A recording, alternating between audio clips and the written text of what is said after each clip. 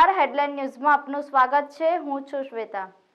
વડોદરા જિલ્લાના સલાડ ગામ નજીક પાતરવેણી ગામમાં પ્રધાનમંત્રી આવાસ યોજના હેઠળના મકાનમાં કોન્ટ્રાક્ટર દ્વારા ભ્રષ્ટાચાર આચરવામાં આવ્યો છે। વડોદરા જિલ્લાના સલાડ ગામ નજીક પાતરવેણી ગામમાં ઉર્મિલાબેન કાંતિભાઈ પ્રજાપતિ તથા પુષ્પાબેન મફતભાઈ રબારી વર્ષોથી વસવાટ કરે છે।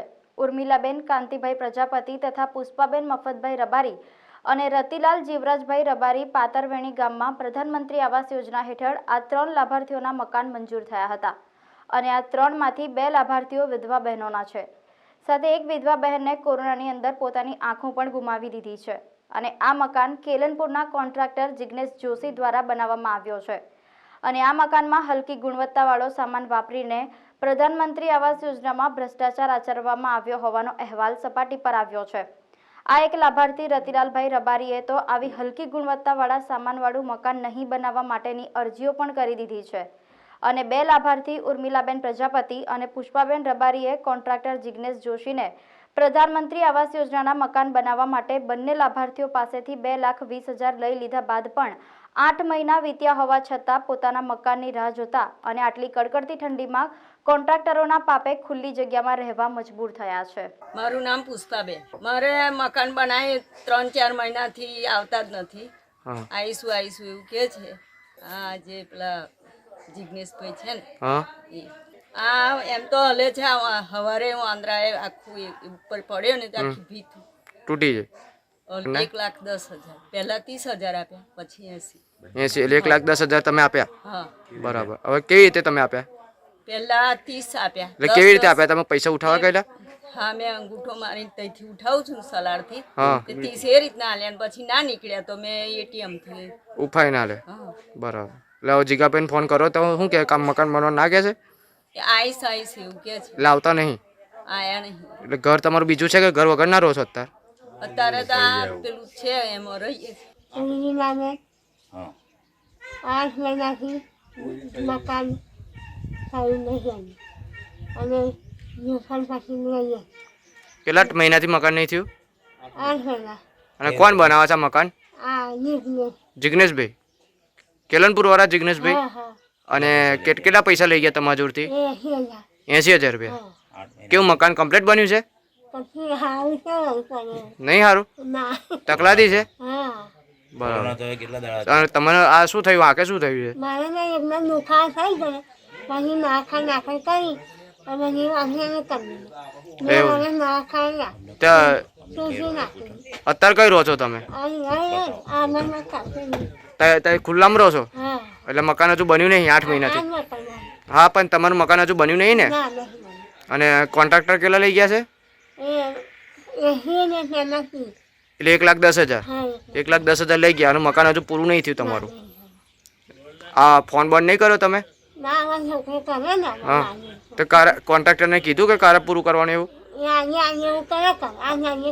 એટલે આવતા નહીં? પૈસા લીધા પછી આવતા નહીં?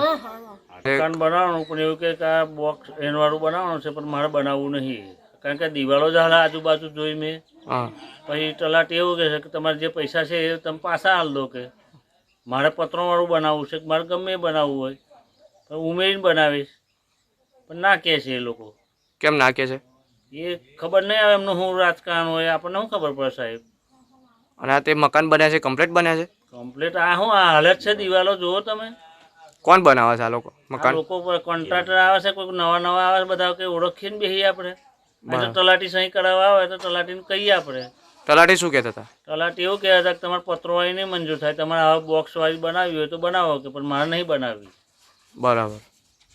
અને તમારે જો કંઈક પૈસા આ લોકોના કંઈક મારા ખાતામાં પૈસા જે આવ્યા છે એ સેફ જ છે, એ કહે તો મારા પૈસા હું પાછા એ કરી દઈશ, અને ના કહે છે તો મારા પૈસા પાછા હાલ દેવાના એમને, હું મારે જાતે બનાવીશ। આ દિવાલો વાંદરો જાતે બનવા ના પાડે છે? ના કહે છે ને, શું કહે? જાતે બનાવવાનું ના કહે છે, પત્રોવાળી ના કહે છે, ધાબાઓ ના કહે છે, ઈંટવાળી ના કહે છે। એનું કારણ શું? અરે એ લોકોને ખબર આવે, અમારી ગ્રાન્ટ સરકાર ઉપરથી ના કહે છે એવું કહે છે। હા, અને કંઈક તમારે જો કંઈક તલાટી જોઈ કંઈક વાત થયેલી કશી? વાત થયેલી, સહી કરાયેલી, મેં 15 મારે બનાવવું જ નહીં, મેં ના પાડી। શું કહે છે? હે, શું કીધું તલાટી? તમારે આવું બનાવવું તો બનાવો, નકર નહીં બનાવવાનું, કે તમે કોઈ મારે મંજૂર નહીં મૂકવું। એમના મળતિયા કોણ હોય કોણ નહીં આપણને શું ખબર સાહેબ. અને કંઈક કોન્ટ્રાક્ટરે કે કોઈ પૈસાની માગણી કરી હોય એવું? ના, આપણી પાસે કોઈ માગણી નહીં કરી.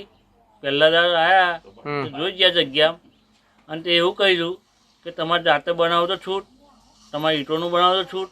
ત્યાર પછી આ વાત થઈ જ નહીં. ત્યાર પછી તો મેં લગભગ 15-20 હજાર રૂપિયા કરીને માટી પુરાઈને ખર્ચો કર્યો છે, પણ કશું એનું પરિણામ આવ્યું નહીં. કે તમારે આવું જ બનાવવાનું કે. બરાબર. આ દિવાલ જુઓ તમે, હાલત છે ને બધી, આ રોડેલીઓ બયોની જુઓ ને. અને કઈ પૈસાની માગણી કરી ખરી તમારે જો કોઈ? મારી પાસે પૈસાની માગણી નહીં કરી. તમારે આટલા મંજૂર થશે અને આટલા અમારે તમારે આપવાના. કેટલા આપવાના? કોને કીધું તો એવું?